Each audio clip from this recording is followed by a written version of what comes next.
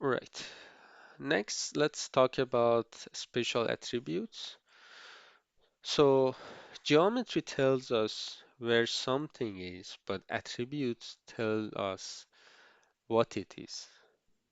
So this is the core idea in GIS. A spatial layer is not just shapes on the map. It is also a table of information attached to those shapes. Sometimes maybe it's not a table, maybe it's a JSON format.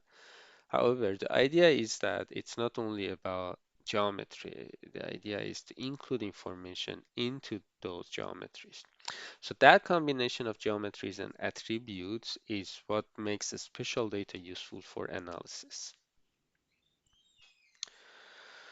So every spatial feature usually has two parts, geometry and attributes. So the geometry is the shape, point, line, polygon, or sometimes 3D geometry, and the attributes are the descriptive fields attached to that geometry.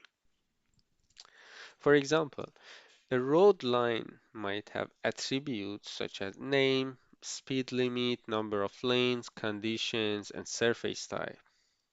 Or a building polygon might have address, height, number of floors, use type, uh, year built, and owner information.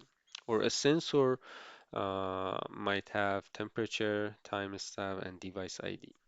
So in a geodata frame, uh, this is exactly how we work. One column stores a geometry and the other columns store attributes. So spatial data is basically a table where one column knows how to draw itself on a map and other columns are uh, augmented or data enrichment part of that geometry.